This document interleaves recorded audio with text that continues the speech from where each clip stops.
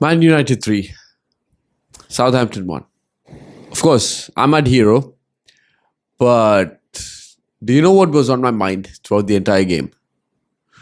It was, how will I be watching this team in the championship? Because where I am right now, we don't get any feed for the championship. So we'd have to look at either illegal streams or we'd have to buy British packages, because I don't see any other way that I can watch a championship game next season. Remember what I said? Survival is a target.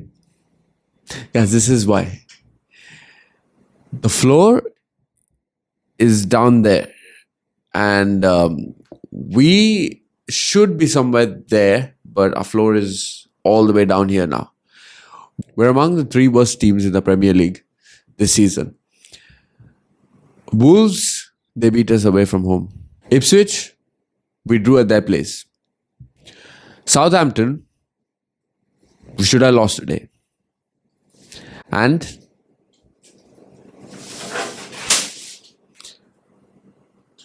just like that there, we are falling apart as we go along the season.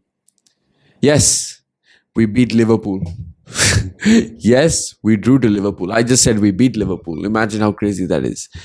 We also drew to Arsenal, beat them on penalties. We should have lost today, guys. Don't forget that. We should have lost today.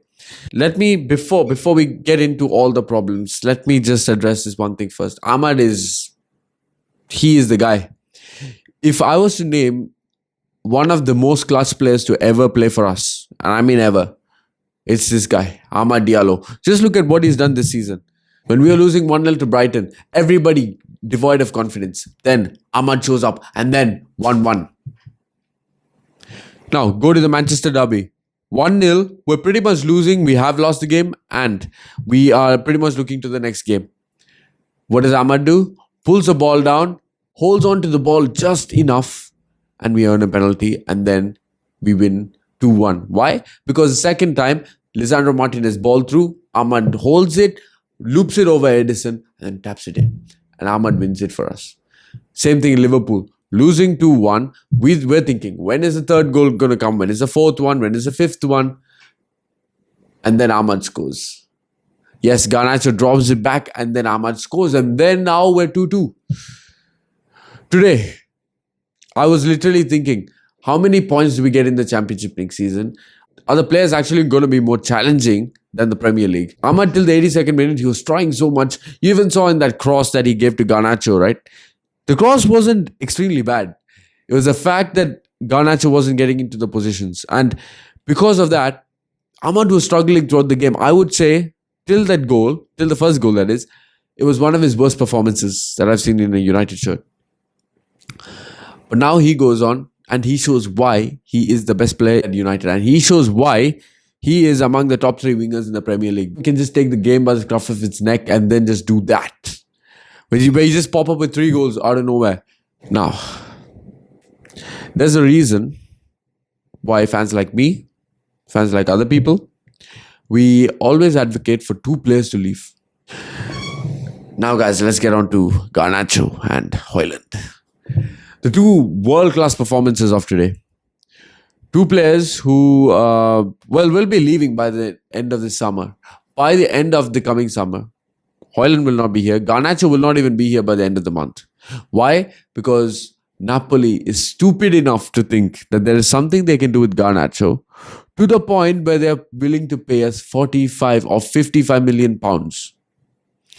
If that ever happens, guys, if an offer comes in for 50 million euros, if you ask me, we have to sanction the deal. We sell Garnacho and we move on. I can definitely tell you the difference between Zirkzee and Højlund. That's very clear. Whether that was the game against Arsenal, whether that was today's game, so clear how different the 2 players are. And yet, when it comes to Garnacho, the people who advocate for Garnacho starting, even now, unless it's wing back, where do you see him fitting in? I don't know why Garnacho keeps playing at the 10, because the one thing he cannot do is link up, and yet we keep playing him at a position where he has to link up. And then we think, oh, why aren't we winning? Why aren't we getting the results that we need to? Simple reason is because we're playing players out of position. In fact, we're playing players who don't even deserve to play. Garnacho, Fernandez, and Hoyland as a front three. Like, let guys, let me tell you about this guy, Ruben Amorim. Of course, we see very positive signs, but today he fucked up. Today he played who and who. Today he decided Zirkzee came on against Arsenal. He changed the game, but nope, I'm going to stick with Hoyland. Again, guys, every time I actually look to watch this guy, like just only him, right? You know, throughout the game, you can watch many players, but then you focus in on just one player for a few seconds or a few minutes. I was doing that with Hoyland 2-3 times throughout the game just to see, is my bias agenda driven? Is it because I just don't like Hoyland? Am I seeing the wrong thing? For this reason, I didn't watch him once, not twice, 3 times throughout the game. So there was 9 minutes I was focused on Rasmus Hoyland. I was right, guys. It's not a bias. I don't have anything against Hoyland. It's just that he is absolutely shit. Same thing with Garnacho. Saw him for another 2 times. So that was 6 minutes. So I wasted 16 minutes of the entire game watching Rasmus and Garnacho doing absolutely nothing. And people who think that we can still do Europa, people who still think that we can even enter the top half, this is why I said the target for the season, at least since December, was survival. 40 points, get me the 40 points and we can move. Just don't talk about the season. This never happened. Yes, Amad Diallo, he is just out of this world. That we know. But players who even we felt should have performed did not perform today. Mino, disappointing. Ugarte, disappointing.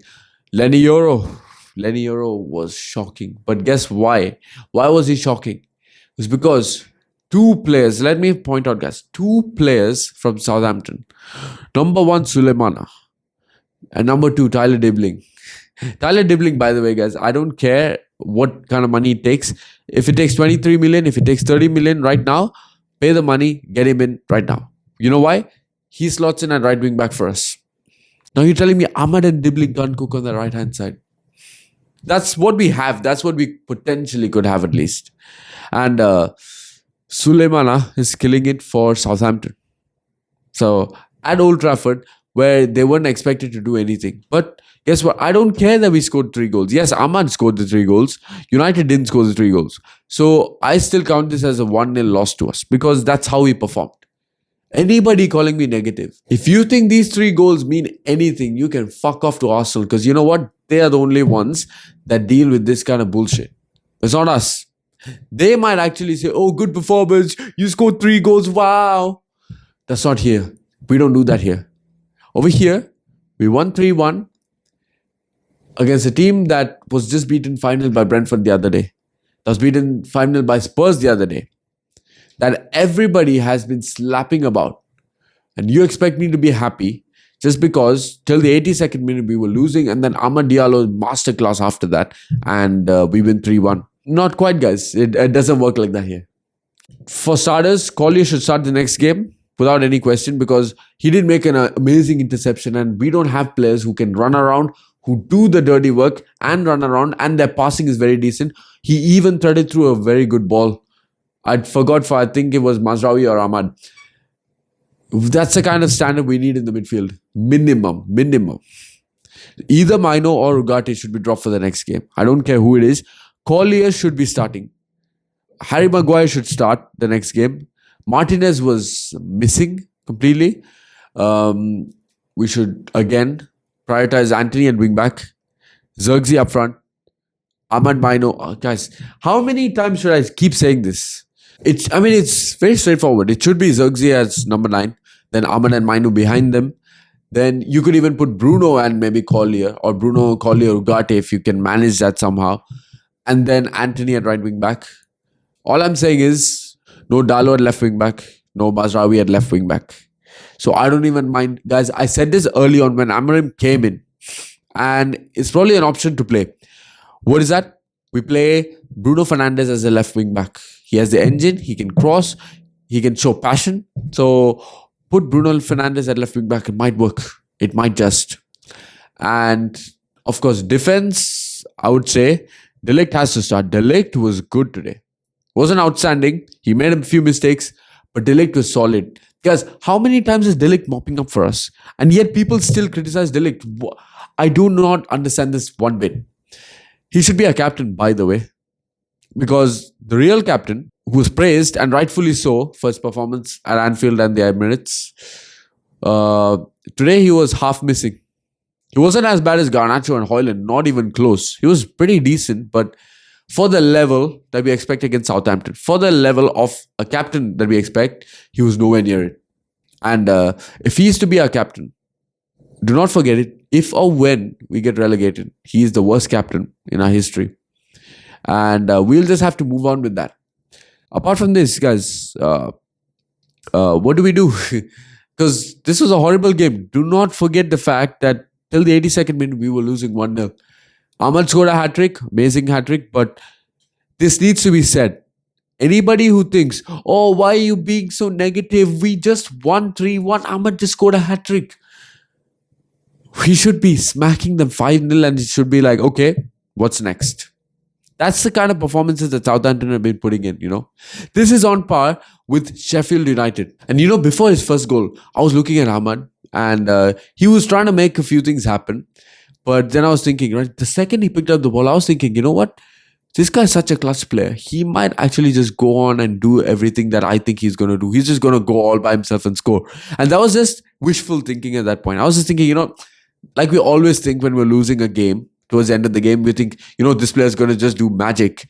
And then he actually did it. Then I was like, oh my God, he is that guy. And then the second goal, out of nowhere, popped up, goal. And then he gets a hat-trick. That pressing, guys, he's a pressing demon. This is why I always used to advocate for this guy, Amad Diallo. And I know there were some of you who were defending the fact that Garnacho, Rashford and Højlund were starting all ahead of Ahmad last season. Don't think I forgot the fact I saw so many accounts on Twitter saying Garnacho deserves to start over Ahmad. Even though they'd never seen Ahmad play at all. Even though they'd seen Garnacho for 30 games in a row do absolutely nothing. And yet, still, Garnacho was being defended over Ahmad.